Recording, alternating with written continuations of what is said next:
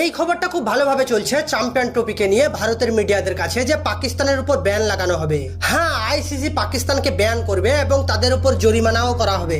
কিন্তু এর কারণটা কি এই আইসিসি রুলস অনুযায়ী এটা কি সম্ভব?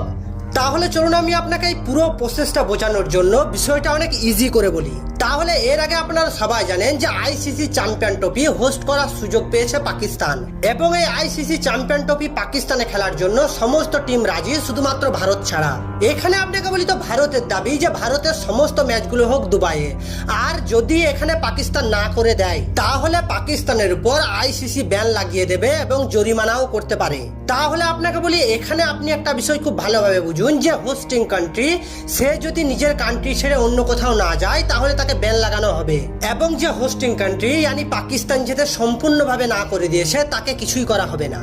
তাহলে এখানে একটা কথা আমি আপনাকে বলি তো, এই যে বিসিসিআই পাকিস্তানকে চ্যাম্পিয়ন ট্রফি হোস্ট করার জন্য দিয়েছিল, তখন কি বিসিসিআই সিগনেচার করেনি না সাইন করেনি? তখন তো বিসিসিআই সাইন করেছিল। আর এখন বিসিসিআই আসতে বারণ করে দিচ্ছে আর ব্যান লাগবে পাকিস্তানের উপর। এটা সম্পূর্ণভাবে একটা মস্করা হয়ে গেল না? হ্যাঁ, এমন গান্ডুগিরি করার জন্য দিমাগের দরকার হয়, আর কিছু মিডিয়া আছে তাদের তো দিমাগ কি মগজেই কাজ করে না। এখানে একটা কথা আপনি ভেবে দেখুন যে ভারতবর্ষে তো অনেক এডুকেটেড মানুষ আছে, তাহলে কেন তাদেরকে বোঝাচ্ছে না যে একটা কান্ট্রি যেখানে চ্যাম্পিয়ন ট্রফি হচ্ছে সেখানে তারা যদি না যায় তাহলে নিষেধাজ্ঞা yani ব্যান তাদের হওয়া উচিত যারা সম্পূর্ণভাবে যেতে না করে দিচ্ছে। তাদেরকে কোনো রকম ভাবে ব্যান লাগবে না, কোনো রকম ভাবে নিষেধাজ্ঞা হবে না যারা হোস্টিং করছে। নেক্সট আপনাকে বলি তো ইন্ডিয়ান মিডিয়া এটা রটাচ্ছে যে প্লেয়ারদের সিকিউরিটি প্রবলেম।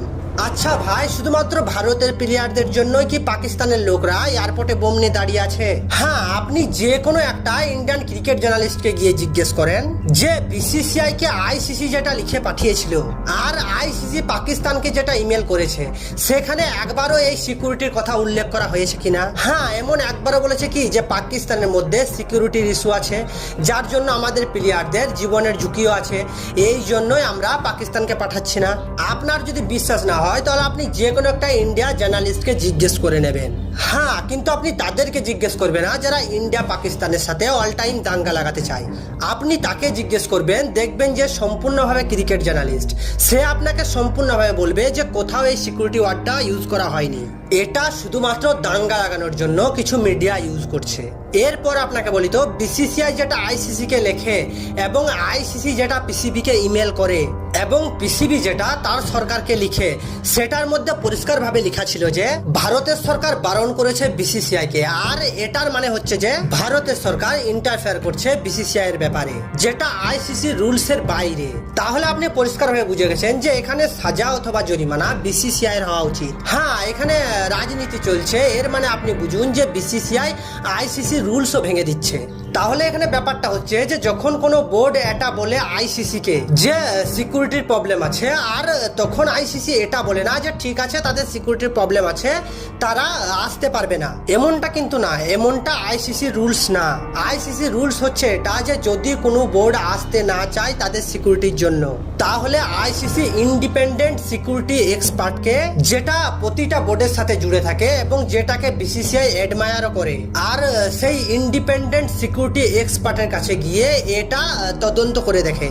তো তারা তাদেরকেও জিজ্ঞেস করে দেখেছে যে পাকিস্তানের মধ্যে কোনো রকম কোনো সিকিউরিটি প্রবলেম আছে या নেই, কিন্তু বিসিসিআই এর ইন্ডিপেন্ডেন্ট সিকিউরিটি এক্সপার্ট তো পরিষ্কারভাবে বুঝিয়েই দিয়েছে এবং পরিষ্কারভাবে বলেও দিয়েছে যে পাকিস্তানের মধ্যে কোনো রকম কোনো সিকিউরিটি প্রবলেম নেই। কিন্তু এখানে আর একটা কথা, ভারতের টিম কি পাকিস্তান চ্যাম্পিয়ন ট্রফি খেলতে যাবে টোটোতে চড়ে, নাকি ভারতের টিম পাকিস্তান যাবে ট্রাকে চড়ে? তারা তো যেখানে যাবে 5 স্টার প্লেস, সেখানে তো সমস্ত দেশের প্লেয়ারগুলোও থাকবে, যেখানে অস্ট্রেলিয়া থাকবে, ইংল্যান্ড থাকবে, নিউজিল্যান্ড থাকবে, বাকিরা সবাই থাকবে। তাহলে শুধুমাত্র ভারতের ভয় হচ্ছে কেন? তাহলে কি ভারতের মতো রাজনীতি কোনো দেশ জানে না? হ্যাঁ, এটাও তো হতে পারে।